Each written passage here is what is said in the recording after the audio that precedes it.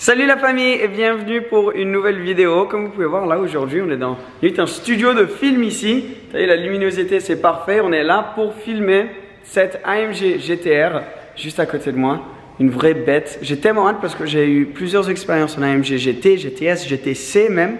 Mais jamais en GTR. Donc vraiment hâte de voir un petit peu plus sur cette voiture. Je vais commencer par vous faire un tour de l'extérieur. Puis on va rentrer à l'intérieur et aller faire un petit tour dedans bien sûr. Mais cette voiture est venue à travers Instagram. Donc j'ai mis un post sur mon Instagram pour expliquer comme quoi je venais à Genève. Et Jordan, qui est juste là-bas, m'a gentiment répondu pour que je vienne filmer sa magnifique AMG GTR. On est ici à Time to Shine Car Wash. Je vais mettre tous les Insta en dessous. C'est chez lui. On va parler aujourd'hui de la voiture. Donc AMG GTR, vous connaissez tous très bien cette plateforme. Une plateforme qui est venue juste après l'SLS, mais n'était pas une remplaçante de la SLS, car elle était quand même un peu moins chère que le prix de base d'une SLS, mais complètement nouvelle, avec la nouvelle boîte de vitesse, le nouveau V8 biturbo. Et après, il y a eu plein de variantes différentes de cette caisse. Donc il y a l'AMG GT qui est sortie, puis la GTS, la GTC, qui était non pas une version décapotable, mais une version un peu plus poussée de la GT de base. Ensuite, la GTR Pro et finalement la Black Series. Ils ont aussi fait une version décapotable de cette GTR. Il y en a 750 qui ont été produites. Celle-ci est très belle. Et ça, c'est la couleur d'origine, c'est ça, Jordan? C'est la couleur d'origine, mais il y a un PPF dessus. Franchement, super réussi. C'est la couleur, je crois, de lancement de la voiture. Ouais, exact. Hell Green, inspiré un petit peu aussi par le Nürburgring. Le Nürburgring, parce que cette voiture a fait des tours de folie quand elle est arrivée aussi. Elle a surpris tout le monde avec sa performance. C'est du coup la version un peu plus hardcore circuit de la plateforme AMG GT. On peut le voir au niveau du pare-choc avant qui a été complètement modifié avec plein de petits détails aérodynamiques comme l'air qui passe là sur le côté, les grilles avant qui sont un peu plus poussées aussi. Super jolie. Celle-ci est en conduite à droite comme mon ancienne Audi R8 V10. Il y a des nouvelles jantes sur les GTR comparées aux GT et GTS aussi. Celle-ci très belle avec le bout comme ça fini un peu en finition alu, puis le noir mat et les carbone céramiques que je pense sont standards en or. Ça c'est super beau. Tous les détails autour en piano black, dont l'aileron. Il y avait une AMG GT, donc l'édition 1, qui avait un petit aileron aussi. Mais là c'est beaucoup plus poussé et ça c'est en gros une des manières les plus faciles de spotter si c'est une GTR ou pas. Après bien sûr tu as le logo. Et d'autres détails comme des sorties d'air, etc. au niveau de l'arrière de la voiture. Un petit détail que peut-être que vous connaissez maintenant, mais moi j'ai toujours trouvé ça cool sur les AMG GTR, c'est qu'elle est connue pour cette grosse sortie d'échappement à l'arrière comme ça, mais il y a aussi deux petites sorties cachées, donc une là à droite et une à gauche. Fait un bruit, c'est une vraie muscle car, donc bien sûr le V8 qui ressort. C'est un des moteurs turbo qui fait le plus beau bruit, donc ils ont pu garder ce bruit un petit peu rustique, muscle car du V8. La config de celle-ci est super cool à l'intérieur. Regardez, 6 jours. Déjà, quasi neuve. Tout est parfait. Bon, bien sûr, elle est super propre. On est ici. Donc, il faut qu'elle soit propre. Mais tout noir avec ces sièges baquets qui sont non seulement beaux, mais aussi beaucoup plus légers que les sièges qu'on a d'origine. Donc, normalement, on a des baquets avec tous les options électriques, etc. Je pense sûrement qu'on peut avoir chauffé, mais celles-ci sont un peu plus légères, plus belles et surtout plus typées circuit, avec des finitions en alcantara à l'intérieur, cuir à l'extérieur et le logo AMG. Une autre option qu'on ne voit pas tout le temps, c'est l'arceau à l'arrière. Ça, c'est très très beau. Déjà, au niveau look, c'est peut-être pas le truc le plus pratique pour tes valises, mais ça va rajouter de la rigidité à la voiture. Donc celle-ci, très typée circuit. On peut voir, elle a même encore les protections là. Elle est nickel, celle-ci. On va rentrer à l'intérieur. On va voir que l'alcantara, ça continue aussi. Du coup, au niveau du volant, juste là. Donc le volant en alcantara. Tu as vu là, je sais pas comment on appelle ça. Tu sais comment on appelle ça? Ouais, c'est ça. C'est ça, je crois que c'est ça, c'est le 12 heures. Bon bref, mettez en commentaire exactement le nom, mais ça en jaune, très beau. Et le tableau de bord, c'est un mix de l'analogue et le digital. Donc on a un peu de digital au milieu. Si je mets le contact, je pense qu'on va pouvoir voir ça, ouais tu vois. Et après on a donc du coup tout le reste en analogue. Bon, standard Mercedes au niveau du volant. Et il y a quelques nouveautés ici au milieu, dont ce bouton pour les systèmes de traction de la voiture. Donc ça te donne, enfin ça te laisse vraiment régler le niveau de traction que tu as et combien les systèmes vont t'aider ou te limiter au niveau d'angle de drift que tu peux avoir. Donc c'est super cool. Tu peux vraiment commencer avec le maximum et de plus en plus tu commences à connaître la voiture. Tu peux baisser ça et ça veut dire que toi et la voiture, vous pouvez apprendre à vous connaître d'une manière super réglable et je trouve ça vraiment sympa. Très typé voiture de course, c'est ce qu'ils ont souvent dans les voitures de course. Après c'est tout le classique des AMG GT, on a déjà fait des vidéos là-dessus donc je suis sûr qu'il y aura un lien quelque part qui va apparaître. Et en bas c'est pareil, tout classique AMG GT un petit peu. On a ici pour tout ce qui est son, radio, tu contrôles ici. Là c'est ta sélection si tu veux être en auto ou en manuel. Si tu veux te mettre en mode manuel tu cliques là. Auto start stop, on connaît tous très bien, ça c'est un bouton qu'on met assez rapidement quand on est dedans. Celui-ci aussi, c'est le bouton pour ouvrir les clapets de l'échappement. Cette structure-là, on la reconnaît des anciennes classes S, etc. C'est pour contrôler tout au niveau de l'écran. Là, on a le sélecteur de vitesse, assez particulier sur celle-là, mais bon, tu t'y habitues assez vite. Ici, pour sélectionner la suspension, la dureté de la suspension. Système de traction complètement éteint, start-stop. Et là, on a donc notre sélecteur de mode de conduite. Donc, on a 5 modes de conduite, donc ça en fait quand même pas mal. On a individuel, où c'est toi qui choisis si tu as envie d'avoir la suspension souple, mais l'échappement ouvert et en mode manuel, disons. Tu as confort, donc ça c'est pour tous les jours. Sport et sport plus et race. Ceux-là, je pense que tu les comprends bien. Sport, puis plus hardcore, sport plus. Et pour le circuit, mode race. Super sympa. J'ai la clé dans la main. Donc avec le système keyless, tout ce que j'ai à faire, c'est de mettre le pied sur le frein là. Je clique le bouton et on va entendre ce petit V8. Ouh, écoute, le bruit qu'elle fait, ça fait vraiment muscle car. Et avec les phares teintés, tellement stylé. Ouais, écoute ça. T'as vu ce pop, on dirait que tu viens de réveiller un lion. Super cool, j'adore ce bruit. Allez, c'est parti. Conduite à droite, comme j'ai dit au début de la vidéo, pareil que dans ma R8, mais c'est vrai que ça fait un bout de temps que j'ai pas conduit une petite conduite à droite. Alors, drive, je vais la mettre direct en manuel, échappement ouvert, et on va commencer en mode confort. C'est particulier quand tu rentres dans cette voiture, surtout dans ces sièges baquets. Tu es super bas dans la caisse et tu as cet énorme capot devant toi. Et bon, je me rappelle quand j'avais conduit la SLS que c'est quelque chose auquel il faut s'y habituer au début. Mais une fois que tu as l'habitude, c'est super cool. Ça donne vraiment un caractère particulier. Et le fait que juste derrière toi, t'as pas grand chose. Tu sais que tu es limite sur les pneus arrière. Tu es assis sur le pneu arrière. C'est vraiment sympa. Ça te donne.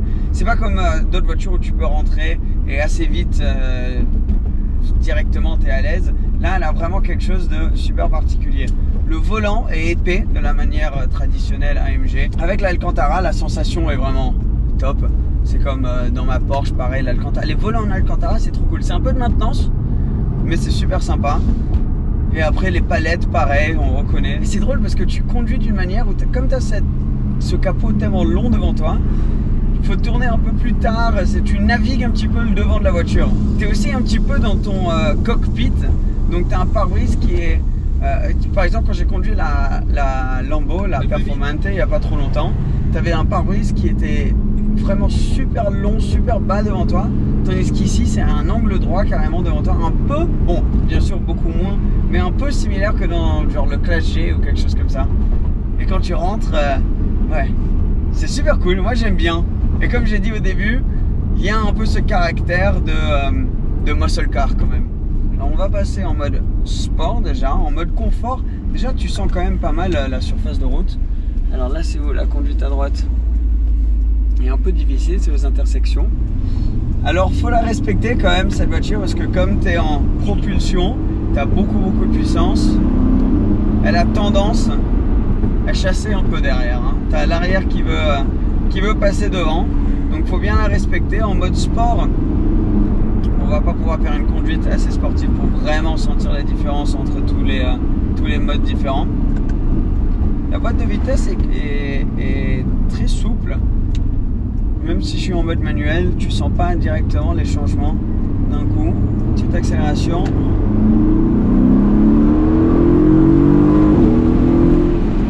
Ouh, j'ai levé la vitre et le bruit, écoute ça.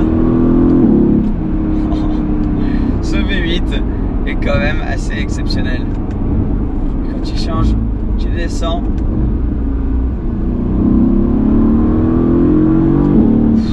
Ça pousse, hein.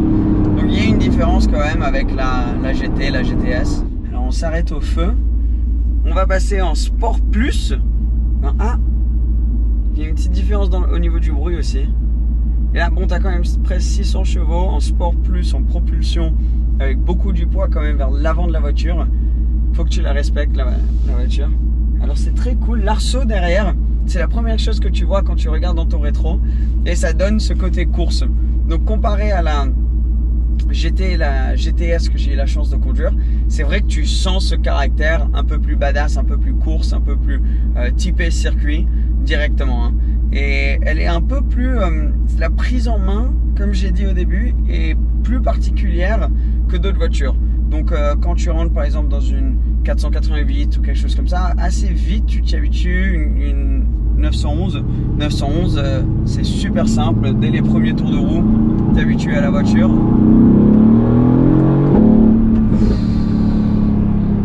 Ah ouais, c'est quelque chose quand même, hein. Les retours.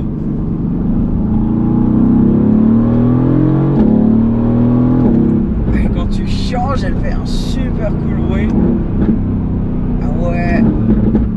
Ah, ces retours-là, ils sont tellement cool. Est-ce que quand tu relâches, ouais, elle les fait aussi. Pour un moteur turbo, je sais pas ce qu'ils ont fait, mais ils ont tellement bien fait le setup de l'échappement, parce que ça fait pas bruit synthétique, ça fait très naturel, ça fait très SLS, même si maintenant la voiture, bien sûr, elle est de turbo. Quand tu arrives à un rond-point comme ça, il faut aussi te rappeler que tu as un énorme capot devant toi. Il n'y a pas de lift aussi, donc il faut un petit peu faire attention sur les bosses.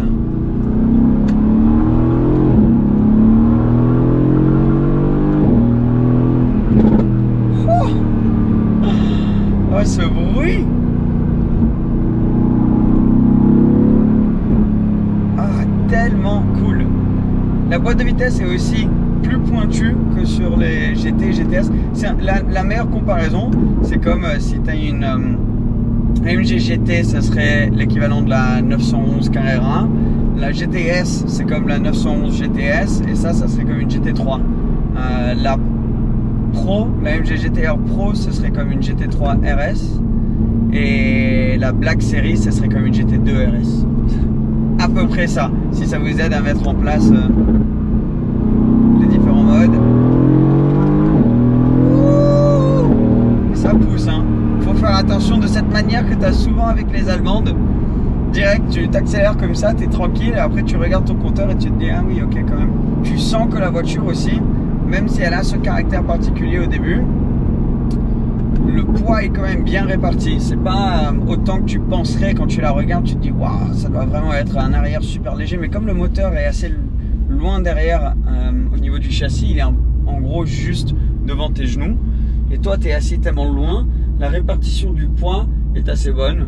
Les freins aussi, c'est pas comme les anciens céramiques comme j'ai sur la Skoun, ça prend du temps à chauffer, et juste que quand c'est chauffé, c'est pas super agréable.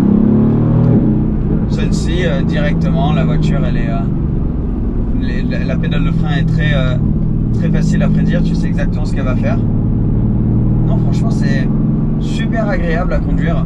Et c'est Mercedes, donc au niveau de la maintenance, ça va pas non plus être aussi fou que, disons, Lambo avec le Huracan, ou surtout Ferrari avec leurs concurrents. C'est cool qu'il y ait toujours des voitures avec un caractère, ça me donne plus confiance là dans les turbos. Parce que c'est vrai que par exemple les 911, tu sens une grosse différence, plus par exemple que dans celle-ci. La différence, donc en ayant conduit la SLS à maintenant, quand tu passes dans une AMG GTR, il y a une différence, oui, plus dans le comportement de la voiture. Là tu as plus de couple, dans la SLS faut vraiment monter dans les tours. Mais après au niveau du bruit, au niveau des sensations de la caisse, c'est quand même un peu le même ressenti. Tandis que les 911, tu compares les Atmo au moteur turbo de chez Porsche, il y a quand même une grosse différence et ça se sent directement. Wouhou! En tout cas, merci, il y a Jordan qui est à côté de moi là. Ça me fait trop plaisir de, juste à travers un post Instagram comme ça, de pouvoir tester ce genre de voiture. C'est vraiment super cool. Et aussi de me réhabituer à la conduite à droite. C'est bien de le faire de temps en temps, comme ça tu perds pas l'habitude. Dernier mode race. On va voir un petit peu la différence. Oh, ce changement. Oh, ouais, ok. Tu sens que tout devient un petit peu plus lourd, même au niveau du volant. Les retours, c'est vraiment super cool. Et les changements de vitesse là, en race, d'un coup, ils te mettent un petit coup. Super agréable. Bon, on va aller se garer. Jordan est de retour au volant de sa bête. En tout cas, trop cool. Merci à toi de m'avoir laissé tester la voiture et bien sûr à vous pour le soutien. Et c'est grâce à vous que je peux être dans cette position pour tester ce genre de casse. Super cool. Regardez le petit côté passager pour vous montrer. Très simple, mais c'est beau. La beauté est dans la simplicité. La config de celle-ci est sympa aussi. J'avais pas montré les surpiqûres, mais en gris foncé. C'est très sympa. Et la vue que tu as avec l'aileron juste là qui dépasse, c'est très cool. Mais voilà, AMG GT1, dites-moi en commentaire ce que vous en pensez. N'oublie pas de t'abonner si tu n'es pas encore et de mettre un petit pouce bleu si tu as kiffé la vidéo, ça aide vraiment la chaîne. Merci la famille, à très bientôt. Ciao ciao.